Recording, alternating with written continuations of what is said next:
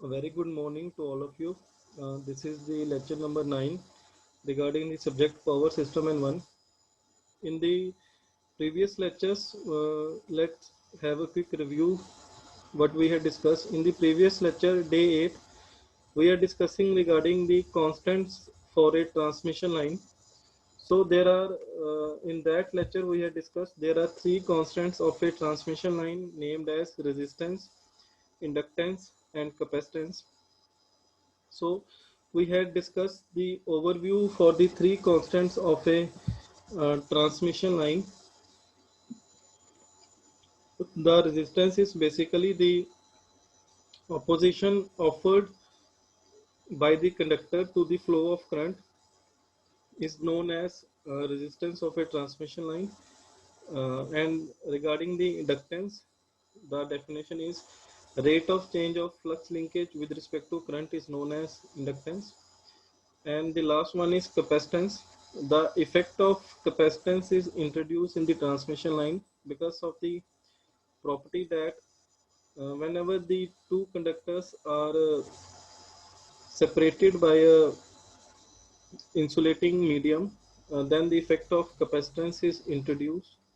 In the case of transmission line, the two conductors are separated by air as an insulating medium.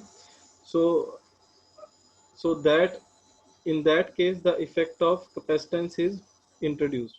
Okay. So in today's topic, one by one we have to discuss in detail regarding all the three constants of a transmission line. So starting with the first constant, that is resistance of a transmission line. That is the resistance of a transmission line. So while discussing the resistance of a transmission line, the resistance of a transmission line conductors is one of the most important cause for the power loss in the line. So the formula for resistance of a line conductor having a resistivity rho and the length L and area of cross section A is given by resistance equals to resistivity L by A. There is another formula also for the resistance that is given by the Ohm's law. Ohm's law states that V equals to I R. So the second formula is given by the Ohm's law, V equals to IR. So there is one more formula which includes the effect of the temperature also. So in this para, it is saying that the variation of resistance of metallic conductors with temperature is practically linear over the normal range of operation. So it implies that whenever the suppose this y-axis is representing the temperature and this x-axis is representing the resistance. So as the resistance of the line, or we can say that as the temperature of the line get increases, its resistance also get increases. So the nature shown is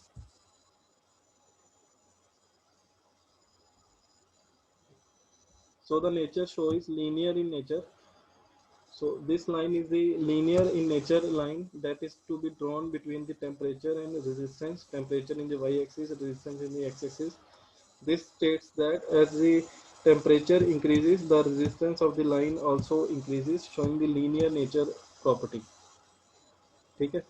So suppose R1 and R2 are the resistance of a conductor.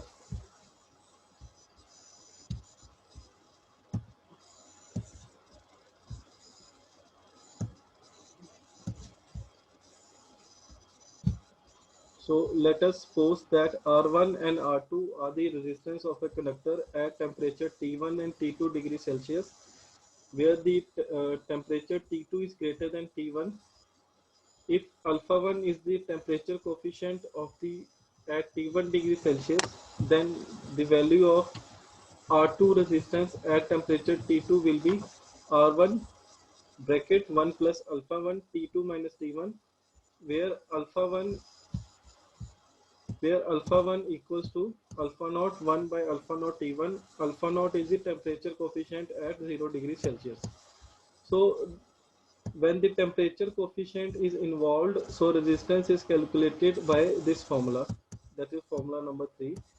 So one is the formula, um, R equals to rho L by A, and the next is the formula V equals to IR by Ohm's law, and the third is the formula R2 equals to R1. When we include the effect of temperature coefficients, then the formula will be in this way. Okay. So we can say that in the end, in a single phase, if we talk about AC supply, phase and neutral, or two-wire DC line, the total resistance known as loop resistance is equal to double the resistance of either conductor. And the next point states that in case of a three-phase transmission line, in case of a three-phase transmission line, the resistance per phase is the resistance of one conductor.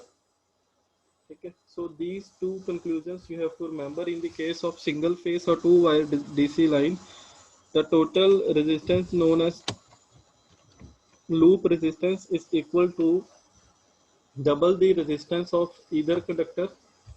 And in the case of three phase transmission line, the resistance per phase is the resistance of the conductor. So 5 conclusions we had drawn. One is the formula for first conclusion is in the whole topic there are 5 conclusions for the resistance of a transmission line. The first topic is R equals to rho L by A, and the second category is regarding the Ohm's law, which states that V equals to IR, and the third category is uh, this temperature coefficient R2 equals to R1, 1 plus alpha 1, T2 minus T1, and there are 2 conclusions. For a single phase line, the total loop resistance will be equals to double the resistance at either conductor.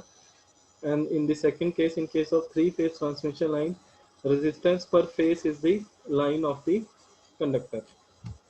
So the this is all regarding the resistance of a transmission line. So when we have to discuss regarding the inductance in detail, we have to discuss that flux linkages. So while discussing the inductance of a transmission line, we have to discuss regarding firstly the flux linkages, because the formula for inductance is a rate of change of flux linkage with respect to current. As we know the value of current is given, we have to determine this with the value of this flux linkage. Then the value of inductance can be easily determined. So before starting the topic for the inductance, the knowledge of flux linkages should be discussed in details.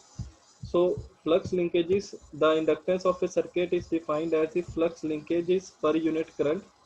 Therefore, in order to find the inductance of a circuit, the determination of flux linkages is of primary importance. So in the next lecture, we are going to discuss the determination of flux linkage.